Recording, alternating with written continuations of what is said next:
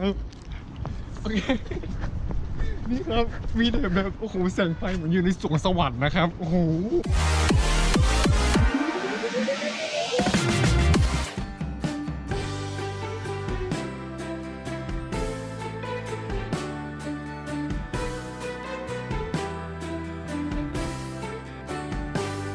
สวัสดีครับชัดวานครับตอนนี้นะครับเราก็อยู่ที่เมืองซีแอตเทิลครับตอนนี้นะครับก็เป็นช่วงเวลาที่จะใกล้ถึงวันคริสต์มาสแล้วนะครับเราก็เลยมาหาอะไรที่แบบเป็นมีความคริสต์มาสทำกันนะครับซึ่งเราก็มีหลายช้อยส์มากนะครับไม่ว่าจะเป็นแบบสนุกนะครับไปดูไฟอะไรแบบนี้แต่ว่าวันนี้เราจะพาไปสวนสัตว์ครับจริงๆแล้วสัปดาห์นี้ครับต้องเป็นสัปดาห์แบบสอบไฟนอลอะไรแบบนี้แต่ว่าเนี่ยครูเป็นคนที่ไม่เชื่อในการสอบก็เลยไม่มีสอบเลยว่างนะครับตอนนี้ก็ปิดเทอมแล้วแต่เราตามไปสวนสัตว์วูดแลนด์พาร์คสู่พร้อมๆกันครับไปครับ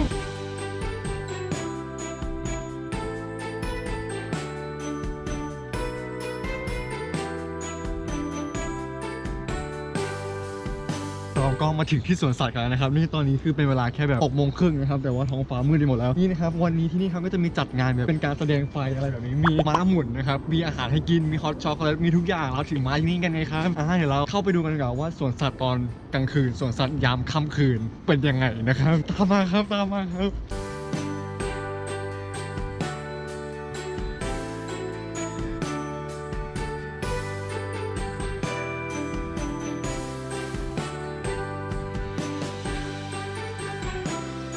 ตอนนี้นะครับเราก็อยู่ตรงที่แบบเป็นที่ผิงเตาครับอากาศตอนนี้แบบ1 องศาครับ0 องศาคืออันนี้เป็นอะไรที่อุ่นมาก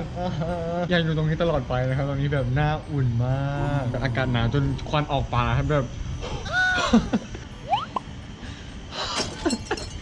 ตอนนี้อุ่นมากแบบไม่อยากไปจากตรงนี้แล้วนะครับเราจะอยู่ตรงนี้สัก1 ชั่วโมงนะครับ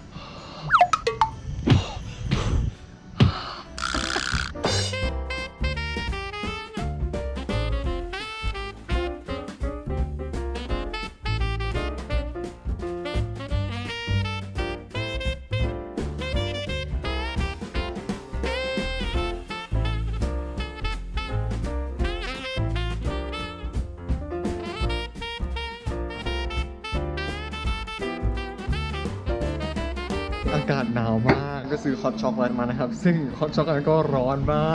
ร้อนเกินกว่าที่จะกินได้นะครับแต่ปุ๊บลวกปากแล้วนะครับส่วนสัตว์ตอนกลางคืนนี้ไม่มีสัตว์เลยนะครับเขาเก็บสัตว์ไปหมดแล้วคือแบบมันมาดูนิทรรศการไฟคริสต์มาสไฟวันหยุดไฟฮอลิเดย์อะไรแบบนี้นะครับมีแบบพวกม้าหมุนแต่ก็ต้องเสียตังค์เพิ่มนะครับเดี๋ยวเราไปดูกันดีกว่าว่ามันจะมีสัตว์หรือเปล่านี่อยากมาดูสัตว์อยากมาดูเพนกวินครับเดี๋ยวเราไปตามหาเพนกวินที่หายไปกันดีกว่าครับ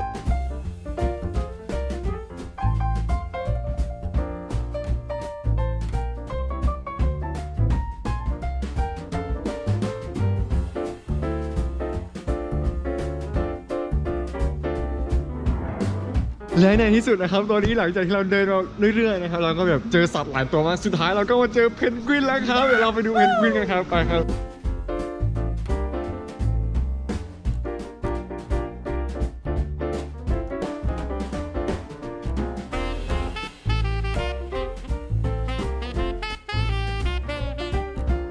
เราก็เข้ามาอยู่ในห้องเพนกวินแล้วนะครับตอนแรกก็คิดว่าจะเป็นเพนกวินตัวจริงๆที่ไหนได้นี่เป็นตุ๊กตาเพนกวินนะครับนี่นะครับในที่สุดเราก็เจอเพนกวินที่น่ารักของเราแล้วนะครับห้องนี้นะครับก็จะเป็นห้องที่แบบ snowball fight นะครับเด็กๆเขาจะมาแบบปา snowball แบบนี้นะครับปากันใส่กันอะไรแบบนี้รู้สึกว่าตัวเองแก่มากเลยตอนนี้สุดท้ายก็ได้เจอเพนกวินครับ